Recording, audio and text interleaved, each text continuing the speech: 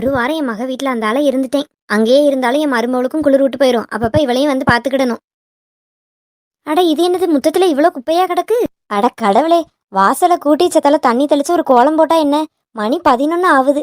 நான் இன்னைக்கு வந்துருவேன். நேத்தே வேற என் மவனுக்கு போன் அடிச்சு சொன்னேன். நான் வாரேன்னு ஒரு பயத்திலேயாவது இதெல்லாம் செஞ்சிருக்க வேண்டாமா? அப்படி என்னத்தை தான் செய்யறாளோம்மா. உள்ள போய் பார்த்துக்கிடுவோம் அவளை.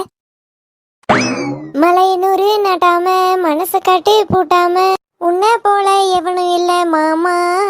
தஞ்சாவூர் ராசாதான் தாராளமா பேசாதான் உன்னை போல யாரும் இல்ல மாமா. தொட்டதெல்லாம் தூள் பறக்குது மம்முட்டியா என் மம்முட்டியா. பார்த்த உடனே இடி இடிக்குது மம்முட்டியா அரை மம்முட்டியா. அத்தை, நீங்க எப்ப வந்தியே? நீ ஆடிக்கிட்டு இருந்தியே, அப்பமே வந்துட்டேன். அது அது வந்துட்டே. சும்மா தானே கிடக்கும், போர் அடிக்குதுன்னு ஆடுனேன். போர் அடிக்கும்ல. ஒரு வாரம் நான் வீட்டில் இல்லை, என் மவ வீட்டுக்கு போயிட்டேன். வந்து பார்த்தா வீடு வீடு மாதிரியா இருக்கு. பிறவு வீடு என்ன காடு மாதிரியா இருக்கு? ஏட்டி எகத்தாலும் பேசிக்கிட்டு இருந்தானே வாயை கிழிச்சு விடுவாமா. ஆத்தி, இவகிட்ட வாயை கொடுத்தா கொண்டு விடுவா போல் இருக்கு. என் மவன் எங்கடி போனா? அவிய பசார் வரைக்கும் வேலையா போயிருக்காவத்தே. அவன் கொடுக்குற இடத்துலதான் நீ தையத்தக்கா தங்கு தக்கான்னு ஆடியா? ஏட்டி நீ எல்லாம் ஒரு பொம்பளையாட்டி. வீட்டு வாசல் எப்படி கிடக்கு? சித்த வீட்டை தூத்து தண்ணி தெளிச்சு ஒரு கோலத்தை போட்டா என்ன? மணி 11 ஆகுதுட்டி. நான் கூட வேற உள்ள ஏதோ வேலை செஞ்சுட்டு இருக்கா போல் இருக்கு. அதனாலதான் வாச தெளிக்காம விட்டுட்டு அந்தாளன்னு நினைச்சேன். நீ அந்தால ஆடிட்டு தானே கிடக்க. சித்த வீட்டெல்லாம் தூத்து வாச தெளிச்சு ஏதாவது கோலம் போட்டு வச்சா என்ன? ஏத்தே, அந்த அளவுக்கு எனக்கு கோலம் போட தெரியாது தே. ஏட்டி நான் உன்ன கோல போட்டிலேயே கலந்துக்கிட்டு கோலத்தை போட சொல்லுதேன். ஏதோ தெரிஞ்சதை சின்னதா போட்டு விட வேண்டியதானே? சரி தே, கோவப்படாதிய. நாளையில இருந்து நான் வாச தெளிச்சு கோலம் போட்டுருதேன். ஏ அம்மா, நாளைக்கு வரைக்கும் என்னத்தை வெட்டி முறிய போறா? நன்றே செய் அதையும் இன்றே செய்ன்னு பெரியவங்க சும்மாவா சொன்னவ? அதான் அந்தால மவ வீட்டுக்கு போனால, அங்கேயே இருக்க வேண்டியதானே. சும்மா வந்து நம்ம உயிரை வாங்கிட்டு. ஏட்டி என்ன தரையை பார்த்து முணுமுணுக்கா? அதெல்லாம் ஒன்றும் இல்லை தே. போ, வீடு தூத்து வாச தெளிச்சு கோலம் போடு. எத்தே, மணி வேற 11 ஆயிட்டு. வெயில் வேற அடிக்குவில்லா. இருக்கட்டும், இப்படி செஞ்சாதான் நாளைக்கு புத்தி வந்து காலையில எலும்புன உடனே போய் செய்வா. உனக்கு காமணி நேரம் தான் டைம் தருவேன் என்ன? அதுக்குள்ள கோலத்தை போட்டு அழகா வச்சிருக்கணும். நான் இப்ப வெளியே வந்து பார்ப்பேன். சரிங்க தே. வீட்டுல நம்ம கொஞ்ச நாள் இல்லைன்னா போதும், அவ இஷ்டத்துக்கு எல்லாத்தையும் செய்யறா. இவளால எனக்கு ஒரே எரிச்சலாதாம்மா வருது. போன இடத்துல அங்கேயே கிடக்க வேண்டியதானே. வந்து நம்ம உயிரெல்லாம் வாங்கியா அப்படியே வர ஆத்திரத்துக்கு சமட்டிடலாமான்னு வருது. கடவுளே, திரும்பி விட்டாலே. ஏட்டி என்ன மாமியாக்காரிய பார்த்து இப்படி காலை தூக்கிட்டு வாரா? சேச்சே, உங்களை பார்த்து அப்படி செய்வனாத்தே. தினமும் இப்பெல்லாம் நான் எந்திரிச்சு காலையில எக்ஸசைஸ் பண்றேன் தே. அதான் இன்னைக்கு பண்ண மறந்துட்டேன் பார்த்துக்கிடுங்க. அதான் இப்ப பண்ணிட்டு பிறவு கோலம் போட போலான்னு பண்ணுனேன்.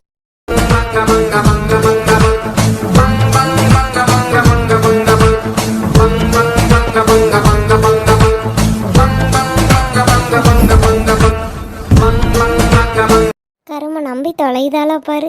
ஏட்டி அறிவு இருக்கா கொஞ்சமாவது உனக்கு? இதெல்லாம் காலையில எலும்புன பிறகு பண்ணணும். இப்பயா 2 கட்ட நேரத்துல பண்ணுவாவ? அதெல்லாம் எப்பனாலும் பண்ணலாம் தே. பண்ணியதெல்லாம் சரிதாம் டி. காமணி நேரம் தான் டைம் தருவேன். வந்து வெளியே பார்க்கும்போது கோலம் கிடக்கணும் என்ன? சரிங்க தே. வெறும் சாம்பாரை வச்சா திங்க நல்லாயே இருக்க மாட்டேக்கு. வாய் நல்லா உணர்த்தியாதான் கேக்குது. என்ன செய்ய? ஏதாவது ஒரு முட்டை, கருவாடு, மீன் கறி இருந்தாதான் இறங்குது. மீன் கறி வைக்கலான்னு பார்த்தா நாளைக்கு தான் மீன்காரர் வருவாரு. கருவாடு முடிஞ்சு போயிட்டு. இனி இந்த மனுஷன்ட்ட சொன்னா என்னைக்கு போய் வாங்கி தருவாங்களோ தெரியல. முட்டையும் கிடையாது. ஃப்ரிட்ஜில் கொஞ்ச நேரத்துக்கு முன்னாடி தான் திறந்து பார்த்தா முடிஞ்சிட்டு. முட்டைனா கூட கல்யாணி அக்காட்ட வாங்கிக்கிடலாம். சரி சரி, அப்போ இதை நறுக்கி வச்சுட்டு முட்டையை போய் வாங்கிட்டு வந்து குழம்பு செஞ்சுக்கிடலாம். ஒரு 10 முட்டை வாங்கிட்டு வந்தா சரியா இருக்கும். கடவுளே, வெயில் எப்படி அடிக்கி. என் மாமியா கறிக்கு அறிவே இல்லை. இந்த வெயில்ல வேற இவளுக்கு கோலம் போடணுமாமே. கோலம் குப்பை லேசா தானே கிடக்கு. சும்மா காலை வச்சு அந்தால தள்ளி விட்டுட்டு கோலத்தை மட்டும் போட்டுருவோம். எப்பா என்ன வெயில் அடிக்கி. மாடி படி ஏறி வர்றதுக்கு முந்தையே மயங்கி விழுந்துருவோம் போல் இருக்கு. அடக்கடவுளே, நம்ம சின்ன பொண்ணுக்கு நாத்து என்ன 11 மணிக்கு கொடையை பிடிச்சி கோலம் போட்டுக்கிட்டு கிடக்கா? என்னன்னு அவளை போய் பார்க்க சொல்லுவோம். ஹலோ, சொல்லுங்கக்கா. ஏடி சின்ன பொண்ணு, ஒன்று அத்தனாருக்கு என்னட்டியாச்சு? காலையில் நல்லா 11 மணிக்கு வெளியே வாசலில் உட்காந்து கோலம் போட்டுட்டு கிடக்கா. கையில் ஒரு கொடையை ஒன்று பிடிச்சிக்கிட்டு. ஐயே, என்னக்கா சொல்றிய? கையில் கொடையை பிடிச்சிட்டு இந்த வெயிலுக்குள்ளே உட்காந்து கோலம் போடியாளா? நட்டுக்கிட்டு கலந்துட்டா. ஆமாட்டி, என்னன்னு தெரியல, போய் செத்த பாரா. ஐயா அப்படியா? சரிக்கா, நான் போய் என்னன்னு பார்க்கேன். சரிடி.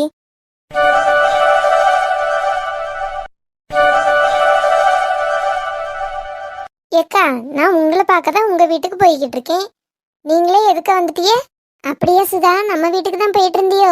ஆமாக்கா, நான் ராசாத்தி வீடு வரைக்கும் போகலான்னு போயிட்டு இருந்தேன். ராசாத்தி வீட்டுக்கா? எதுக்குக்கா? ஆடு மாடுகளுக்கெல்லாம் ரேஷன்ல வாங்கின அரிசியை கஞ்சி பொங்கி போட்டுட்டேன். அதான் இன்னும் சத்தால பத்தாம இருந்து அரிசி தேவைப்படுது. ஆடு மேய்க்க போன இடத்துல அன்னைக்கு ராசாத்தியை பார்த்தேன். அவட்ட சொல்லிக்கிட்டு இருந்தேன், என்கிட்ட நிறைய இருக்குக்கா, வந்து வாங்கிக்கிடுங்கன்னு சொன்னா. அதான் போய்கிட்டு இருக்கேன். ஏக்கா, சும்மாவா ரேஷன் அரிசி எடுத்துட்டு போச்சோன்னா? சும்மா யாரு சுதா கொடுக்கா? எல்லாரும் ஒரு விலைய வச்சுதான் கொடுக்காவ. எவ்வளோன்னு சொன்னா? 10 ரூபா சொன்னா பாத்துக்க கிலோ. ஏ அம்மா, 10 ரூபா சொல்றாளா கிலோ? ரேஷன்ல வாங்கி அரிசி தானே, சும்மா கொடுக்க வேண்டிதானே. எப்பா, இலவசமா கொடுக்கலாம், யாருக்காவது நல்ல மனசு வேணும். அப்படி யாரு கொடுப்பா சொல்லு. ஏக்கா, நீங்க எதுக்கு ராசாத்திட்ட போய் வாங்குறிய? என்கிட்டதான் ரேஷன் அரிசி இருக்குல்ல, அதை எடுத்துக்கிடுங்க. சுதா இவ்வளவு நேரம் ரேஷன்ல வாங்கின அரிசிக்கெல்லாமா விலை வைக்காவேன்னு பேசினதை பார்த்தா இவ இலவசமா தருவா போல் இருக்கு. சரி, அவ கூட ஊர்க்காரி தான், இவ நம்ம சொந்தக்காரி இல்ல, அப்ப தருவா. சரி டீ, நான் உங்ககிட்டயே எடுத்துக்கிடுறேன். அவ கிலோ 10 ரூபான்னு விற்கா, நான் கிலோ 9 ரூபான்னு உங்களுக்கு போட்டு தரேன். 1 ரூபா குறைச்சு தரேன். என்னக்கா? இதுக்குத்தான் இந்த பேச்சு பேசினாளா? சரி சுதா, உன்னை போல நல்ல மனசு யாருக்கு வரும்? 1 ரூபா குறைச்சிருக்க. சரி, நான் உங்ககிட்டயே வந்து எடுத்துக்கிடுறேன். சரிக்கா, நான் உங்களை தேடி வந்து விஷயத்த சொல்ல மறந்துட்டேன் பாருங்களா. எனக்கு ஒரு 10 நாட்டுக்கோழி முட்டை தேவைப்படுதுக்கா. நம்ம வீட்டில் இருக்குமா? இருக்கு சுதா. ஐயோ, எனக்கெல்லாம் இல்லைக்கா, உங்க குழந்தனுக்கு தான். முட்டை இல்லைன்னா சோறே இறங்க மாட்டேக்கு. அதான் சரி வாங்கிட்டு போவோம். மற்ற ஆள்கிட்ட வாங்குறதுக்கு நம்ம கட்டையே இருக்கேன்னு வாங்க வந்தேன். ஏக்கா வாங்க, இப்போ 2 பேரும் போய் முதல்ல வீட்டில் முட்டையை எடுத்துக்கிடுவோம். பிறகு நம்ம வீட்டுக்கு அப்படியே சேர்ந்து என் கூட வாங்க, நான் உங்களுக்கு அரிசி எடுத்து கொடுத்துட்றேன். சரி டீ. ஏக்கா, முட்டை எவ்வளோக்கு கொடுக்குறிய? வெளியே மற்ற ஆளுக்குன்னா 12 ரூபான்னு விற்கேன். சரி, நீயா போயிட்டியே, அதனால உனக்கு 2 ரூபா குறைச்சி 10 ரூபாய்க்கு தரேன். ஏக்கா என்னக்கா, நான் மற்ற வீட்டெல்லாம் வாங்காம உங்ககிட்ட தானே உங்களை தேடி வந்திருக்கேன். வெறும் 2 ரூபா குறைக்கிறிய? என்ன சுதா நீ, எனக்கு அரிசிக்கு 1 ரூபா தான் நீ குறைச்சிருக்கா, ஆனா நான் உனக்கு 2 ரூபா குறைச்சிருக்கேன் பத்தியா? ஏட்டி சின்ன பொண்ணு, நீ எங்க இந்த பக்கம்? அதை நான் தான் உங்க 2 பேர்ட்டையும் கேட்கணும். என்ன அக்காலும் தங்கச்சி இங்க என்னன்னு பேசிக்கிட்டு இருக்கிய? அது ஒன்றும் இல்லை சின்ன பொண்ணு, அக்கா ராசாத்தி வீட்டில் போய் அரிசி எடுக்கலான்னு போனாவலாம், ரேஷன் அரிசி. அதான் அங்கே எதுக்கு போறிய, என் வீட்டில் எடுத்துக்கிடுங்கன்னே. நான் அந்தால அக்காவை பார்த்து முட்டை வாங்கிட்டு போகலான்னு வந்தேன். அதனால 2000 பேசிட்டு நின்னோம். ஓ அப்படியா, சரி சரி. நான் எதுக்கு வந்தேன்னா, ராதாக்கா ஏதோ மாடியில் வத்தல் காய போட்டிருந்தாவலாம், அதை எடுக்க போனால எட்டி பார்த்தாவலாம். என் நாத்தனாரு அடிக்க வெயில்ல இப்போ கொடையை பிடிச்சிட்டு வாசல்ல கோலம் போட்டுக்கிட்டு இருக்காளாம். என்ன சின்ன பொண்ணு சொல்ற? இந்த வெயில்ல உட்காந்து கோலம் போடியாளா? அதாக்கா எனக்கும் ஒன்றும் புரிய மாட்டேக்கு. நட்டுக்கிட்டு கலந்துட்டோம் என்னவோன்னு ஒரு 2 பார்க்க ஓடி வந்தேன். ஒருவேளை கோலம் போட்டு பழகணும்னு ஆசை வந்துட்டோ? ஏக்கா, அப்படி ஆசை வந்தால் நேரத்தோட காலையில் எந்திரிச்சு போடணும். சரி, அப்படிதான் நேரத்தோட எந்திரிக்க முடியலனாலும் சாயங்காலம் நல்லா நிழல் வந்ததுக்கு பிறகு போட்டு கற்றுக்கிடலாம்ல. ஆமா, அதுவும் சரிதான். அதான் இந்த இடத்துல நின்று பார்த்தா வாசல் நல்லா தெரியும்ல, அதான் என்ன கதை ஏதுன்னு பார்க்க வந்தேன். வா, நாங்களும் பார்க்கோம். சட்டை கிழிஞ்சிருந்தா தைச்சு முடிச்சிடலாம், நெஞ்சு கிழிஞ்சிருச்சே எங்க முறையிடலாம். இந்த வேகாத வெயில்ல என் மாமியாய் கிளவியால நான் கோலம் வேற போட வேண்டியதா இருக்கு.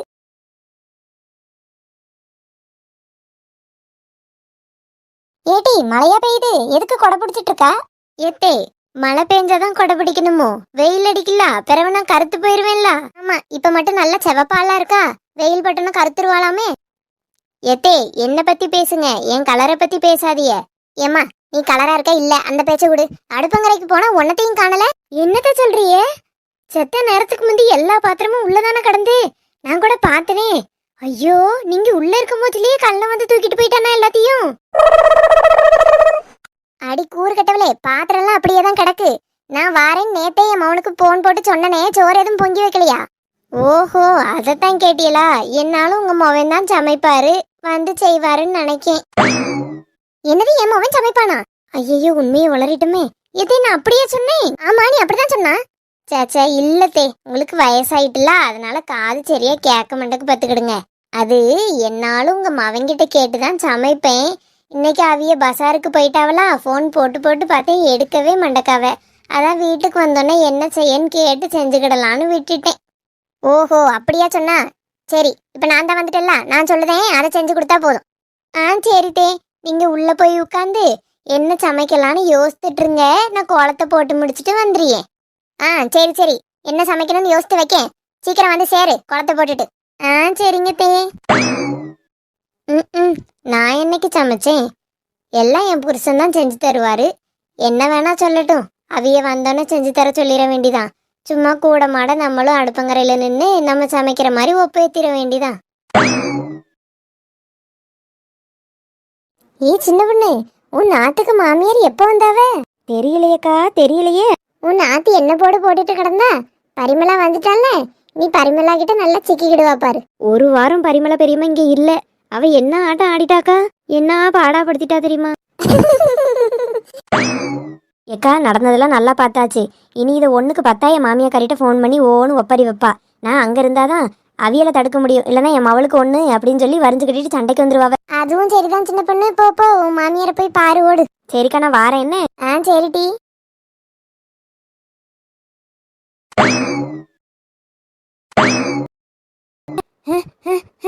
என்னாச்சு சின்ன பொண்ணு? நான் எதுவும் துரத்திட்டு வந்துட்டான்? ஐயோ ஷாக்க குறைங்க, நான் எல்லாம் ஒன்றும் துரத்தல. ஒரு விஷயம் சொல்லியதுக்கு தான் ஓடி வந்தேன். எம்மா செத்து பொறுமையா வரக்கூடாதம்மா.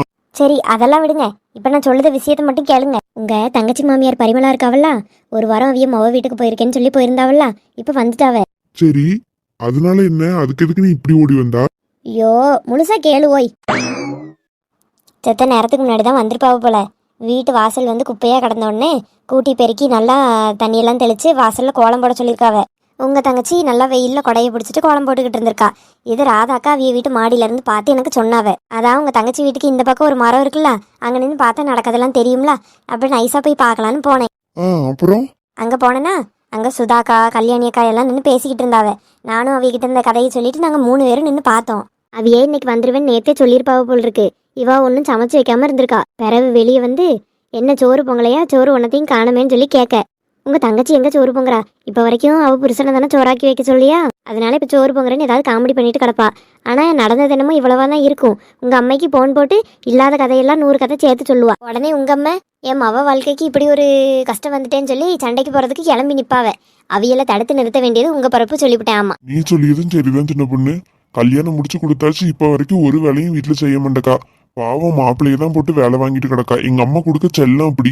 இன்னைக்கும் அம்மைய சண்டை போட விட்டுட்டோன்னு வையா, அவ இப்படியே தான் பண்ணிட்டு கிடப்பா. இன்னைக்கு அம்மா போறேன்னு சொன்னாலும் போக விடாம தடுத்துட்டோம்னாதான் அவளுக்கு தெரியும், இனி நம்ம வீட்டை நம்ம தான் பாத்துக்கிடணும், யாரும் வரமாட்டாவ, ஒழுங்கா நம்ம வீட்டுல வேலையெல்லாம் எடுத்து செய்யணும்னு சொல்லி அவளுக்கு புரியும் பாத்துக்க. கரெக்டா சொல்லுதியே, அதை சொல்றதுக்கு தான் நானும் வந்தேன். சரி வா, நம்ம அம்மைக்கிட்ட போய் என்ன பேசுறான்னு பாப்போம். சும்மாவே கிடக்க ஒரு மாதிரி இருக்கு, நம்ம போய் நம்ம ஃப்ரெண்ட்ஸ். அட என் மவ தான் ஃபோன் அடிக்கா. சொல்லிட்டி நான் பெத்த மவளே. எம்மா எம்மா மகளே, ஏன் அழுவுதா? என்ன ஆச்சு? என் மாமியாரு அவிய மொவ வீட்டுக்கு போயிருந்தாவல்ல, வந்துட்டாவம்மா. எட்டி அதுக்கா கண்ணீரை வடிச்சுக்கிட்டு இருக்கா? வந்தா வந்துட்டு போறா வெட்டி, அவைய ஒரு மூலையில கிடக்கட்டு. ஏம்மா அதுக்கு சொல்லல, வந்த உடனே இன்னைக்கு என்ன செஞ்சாவ தெரியுமா? என்னடி சொல்லுதா? இப்படி எல்லாம செஞ்ச உன் மாமியா? நான் வாரேன். ஏல, உன் தங்கச்சி போன் போட்டிருந்தா பத்துக்க, அவ மாமியார் ரொம்ப கொடுமை செய்யறாளாம். வா போய் என்னன்னு கேட்டுட்டு வருவோம்.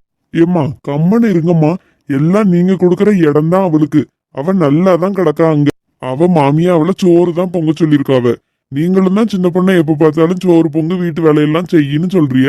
அதுக்கு அவ கோச்சிட்டு உங்க அம்மா கிட்டயே போன் போட்டு சொல்லியா? ஏல, வேலை செய்ய சொன்னாதான் பரவாயில்லையே, இவளை போட்டு ஏசுறாவலாம். ஆமா, உங்க மவ ஒரு வேலையும் ஒழுங்கா செய்ய மாட்டா, அதான் ஏசிருப்பாவ. இப்ப நீங்க சண்டைக்கு அங்க போனீங்கன்னா நீங்களும் அங்கேயே கடந்துக்கிடணும். ஆமா, நீங்க செல்லம் கொடுத்து தான் அவ இப்படி இருக்கா. போற இடத்துல எப்படி நடந்துக்கிடணும்னு கூட தெரிய மாட்டேக்கு. கல்யாணம் பண்ணி கொடுத்தாச்சு, பிறகு அங்க எப்படி இருக்கணும் நடந்துக்கிடணும்னு தெரியுதா? தினமும் மாப்பிள்ளைய தானே போட்டு வேலை வாங்கியா, இன்னைக்கு ஒரு நாளாவது உங்க மவ வேலை செய்யட்டும். ஏல, நீ சொல்லுறதும் சரிதான் பாத்துக்க. என்னாலும் மருமவனையே தான் வேலை வாங்குவா. ஒரு காலையில எந்திரிச்சு காப்பி போடுறதுல இருந்து நைட்டு எல்லா வேலையும் செய்யறது வரைக்கும் எல்லாம் அவைய தான் பார்க்காவ. நானும் அவகிட்ட சொல்லி பார்த்துட்டோம்ல, கேட்க மாட்டாக்கா. நீ சொல்லுது சரிதான், இப்ப நான் போய் நின்னுன்னு வையா, என்ன பிரச்சனைனாலும் உடனே அம்மை கூப்பிட்டு அம்மா வந்துருவாங்கன்னு நினைப்பா. அவளாவே சமாளிச்சாதான் குடும்பம்னா என்ன எப்படி நடந்துக்கிடணும்னு அவளுக்கும் தெரியும். ஒரு பக்குவம் அவளுக்கும் வரணும் தான். என் வீட்டுல மருமவ வந்து எப்படி என்ன உன்னெல்லாம் நல்லா பாத்துக்கிட்டாலோ அதே மாதிரி தானே அவளும் பாத்துக்கிடணும். சரிதான், நான் ஃபோன் போட்டு சொல்லிடுறேன். ஏம்மா கல்யாணம் பண்ணி கொடுத்தாச்சு, அங்க நீ தான் பார்த்து எடுத்து நடந்துக்கணும். உனக்கு ரொம்ப முடியல, ஏதாவது ரொம்ப கஷ்டம்னா தான் அம்மைக்கு கூப்பிடணும், சும்மா சும்மா கூப்பிடப்படாத, அம்மா வரமாட்டேன்னு சொல்லிடுறேன். என்ன? சரிம்மா. அவ சின்ன சின்ன விஷயத்துக்கெல்லாம் ஃபோன் போட்டா நம்ம ஒன்றும் போவாண்டா. ஏதாவது உண்மையாவே முடியாத காரியம்னா நம்ம அவளை அப்படி விட்டுற மாட்டோம் என்ன. சரில.